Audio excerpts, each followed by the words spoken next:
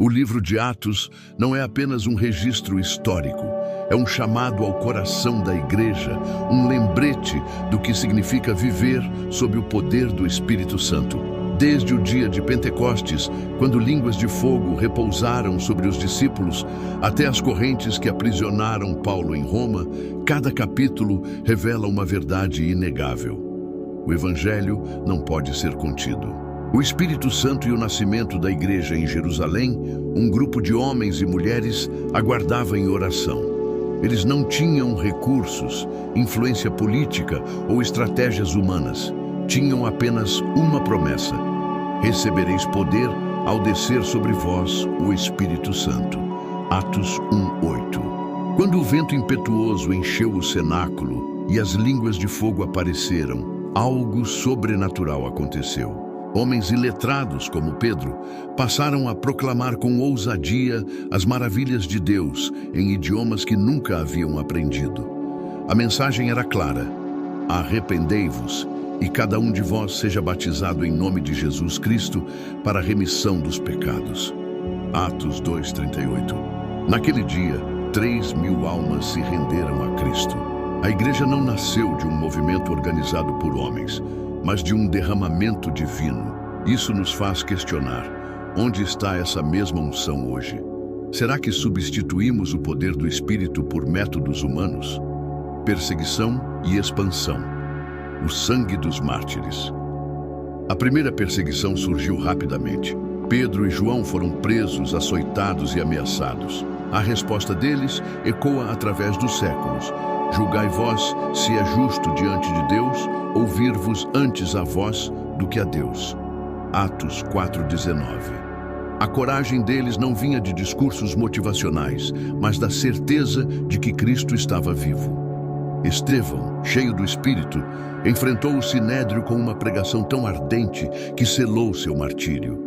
Enquanto as pedras o atingiam, ele viu os céus abertos e clamou: Senhor, não lhes imputes este pecado. Atos 7:60. Sua morte não foi o fim, mas o início de uma dispersão que levou o Evangelho a Samaria, Antioquia e além. Saulo, o perseguidor que se tornou Paulo, o apóstolo ninguém, personifica melhor a graça transformadora do que Saulo de Tarso. Respirava ameaças contra os cristãos, mas no caminho para Damasco, uma luz mais brilhante que o sol o derrubou. A voz que ouviu mudou tudo. Saulo, Saulo, por que me persegues? Atos 9:4. Aquele que prendia discípulos agora se tornaria o maior missionário da história. Paulo sofreu açoites, naufrágios, fome e traições, mas nada o deteve. Suas cartas às igrejas revelam um segredo: para mim, o viver é Cristo e o morrer é lucro. Filipenses 1:21. Ele não pregava a si mesmo, mas a Cristo crucificado. A igreja em Antioquia, onde os discípulos foram chamados cristãos. Antioquia tornou-se um marco. Foi ali que Barnabé e Paulo ensinaram por um ano e pela primeira vez os seguidores de Jesus foram chamados cristãos. Atos 11:26. Essa igreja não se limitava a cultos dominicais. Eles jejuavam, oravam, enviavam missionários e sustentavam os irmãos necessitados. Quando o profeta Ágabo anunciou uma grande fome, a resposta foi imediata. Os discípulos determinaram mandar socorro aos irmãos que habitavam na Judéia. Atos 11:29. A generosidade era um reflexo do amor que os unia. O Concílio de Jerusalém, a graça sobre a lei. A questão da circuncisão quase dividiu a igreja. Alguns insistiam que os gentios deviam seguir a lei de Moisés para serem salvos.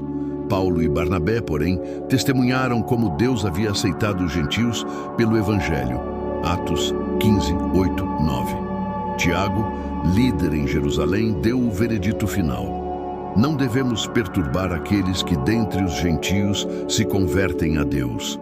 Atos 15:19. A salvação é pela graça, não por obras. Esse princípio ainda hoje liberta milhões do legalismo religioso. A viagem a Roma, correntes que não podem calar o Evangelho. Mesmo preso, Paulo pregava a soldados, governadores e reis. Quando apelou a César, Deus o conduziu através de tempestades, naufrágios e até uma picada de víbora em Malta. Em Roma, ele recebeu permissão para morar em uma casa alugada, pregando o reino de Deus e ensinando a respeito do Senhor Jesus Cristo com toda a intrepidez, sem impedimento algum. Atos 28:31. Reflexão final. O que Atos nos ensina hoje? O Espírito Santo é indispensável. Sem ele, a igreja é apenas uma organização. Com ele, somos testemunhas até os confins da terra. A perseguição não é derrota, mas combustível. Cada vez que a igreja é pressionada, ela se expande. O evangelho é para todos. Judeus, gentios, reis e prisioneiros. Ninguém está fora do alcance da graça. A unidade é vital. Divisões enfraquecem, mas o amor e a doutrina sólida nos mantêm firmes. Se você foi impactado por esta jornada, não aguarde para si.